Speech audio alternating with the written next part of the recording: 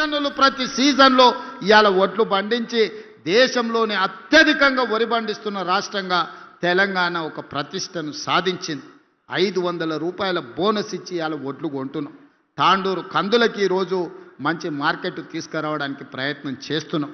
అందుకే మిత్రులారా, ఒకవైపున రైతులను, రెండో వైపున మహిళల్ని, మూడో వైపున విద్యార్థులను, నిరుద్యోగ యువకులను ఒక్కొక్క సమస్యను పరిష్కరించుకుంటూ ఒక్కొక్క సమస్యను అధిగమించుకుంటూ తెలంగాణ రాష్ట్రాన్ని నెంబర్ 1గా ఈ రాష్ట్రానికి పెట్టుబడులను ఆకర్షించి మొన్నటికి మొన్న మీరు చూసిండ్రు మహేశ్వరం దగ్గర గ్లోబల్ సమ్మిట్ ఏర్పాటు చేస్తే 100 దేశాల నుంచి పెట్టుబడులు పెట్టే వాళ్ళు ఇక్కడికి వచ్చారు.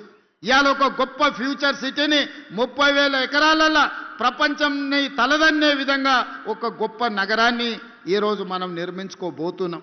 ఇవాళ మన ఏరియాలో పారిశ్రామిక వాడలను తెస్తే మన నిరుద్యోగ యువకులకు ఉద్యోగ ఉపాధి అవకాశాలు వస్తాయి.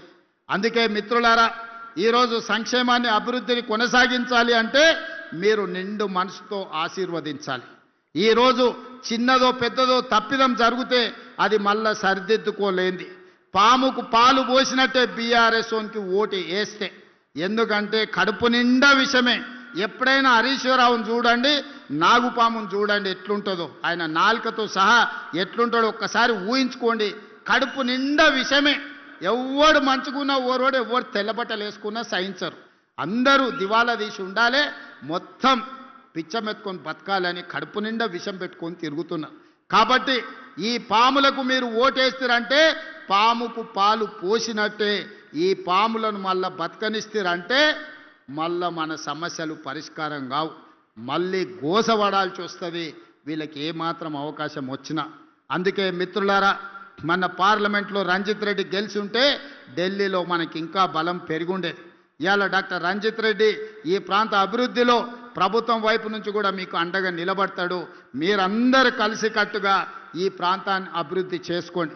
మున్సిపాలిటీలలో ప్రతి మున్సిపాలిటీలో ప్రత్యేకమైన అభివృద్ధి కార్యక్రమాలను తీసుకొని రంజిత్ రెడ్డి గారిని ప్రత్యేకమైన బాధ్యత ఇచ్చి మున్సిపల్ మంత్రిగా వారిని పెట్టి ఈ చేవెళ్ల పార్లమెంటు నియోజకవర్గంలో ఉన్న ప్రతి మున్సిపాలిటీకి ప్రత్యేకమైన నిధులు ఇస్తా, మాజీ పార్లమెంట్ సభ్యునికి బాధ్యత ఇస్తా, ఎన్ని నిధులు కావాలన్నా ఇచ్చే బాధ్యత నాది.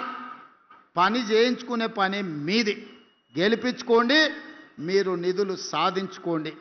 మీరు గాడిదకు గడ్డేసి గోవుకు పాలు విండుతామంటే కుదరదయ్యా. నేనైతే ఇక ఉన్నది ఉన్నట్టు చెప్పదలుచుకున్నా. మీరు గాడిదలకు గడ్డేస్తే అవి తిని బాగా బలుస్తాయి, వెనక పోతే తంతాయి, ముందరికి వస్తే పొడుస్తాయి. మీరు గోవు దగ్గరకు పోయి పాలు విండనికి పోతే రావు. అందుకే ఇవాళ గోవు లాంటి కాంగ్రెస్ పార్టీని గెలిపించుకోండి. ఇదే మన పేదోళ్ళ పార్టీ, మన పేదలకు మర్యాద. ఓ పూట పని అయినా కాకపోయినా పోతే పలకరిస్తారు, మర్యాద ఇస్తారు, కూసబెడతారు, ఏంది సమస్య అని అడుగుతారు. గతానికి ఇవాళకున్న తేడా మీరు ఆలోచన చెయ్యండి.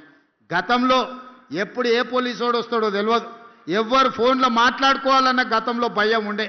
ఈడున్న యువకులని చెప్పుండ్రి, ఫోన్లలో మాట్లాడుకునే స్వేచ్ఛనాన్ని ఉండేనా గతంలో? ఇవాళ ఉన్న పరిస్థితి ఏందో మీరు చూడండి. అందుకే చిన్న చిన్న విషయాలు ఏమన్నా ఉన్నా పక్కన పెట్టండి. నేనుంటా. వికారాబాద్ జిల్లా నుంచి ఈరోజు నేను ప్రసాద్ గారు రాష్ట్రానికే నాయకత్వం వహిస్తున్నాం. మన జిల్లాలో 100% ఫలితాలు అనుకూలంగా ఉండాలి. అట్లనే గెలిస్తే మనం నిధులు కూడా అట్లా తెచ్చుకోవడానికి అవకాశం ఉంటుంది. కాబట్టి మిత్రులారా, ముఖ్యంగా మా అక్కల మీద నాకు సంపూర్ణమైన విశ్వాసం ఉంది. ఆడబిడ్డ ఆశీర్వదించినాక ఇంకా అడ్డమే లేదు. ఈ ఎన్నికల్లో గెలుస్తాం. ఎందుకంటే మగపిల్లలను అక్కడిక్కడ కదులుతున్నారు. మా అక్కలు మాత్రం మంచిగా ఈటీవీ, మా టీవీ సీరియల్ పోతే పోయినా మళ్ళీ రేపు చూసుకోవచ్చని మంచి కూర్చొని ఆశీర్వదించనికే ఇక్కడికి వచ్చారు.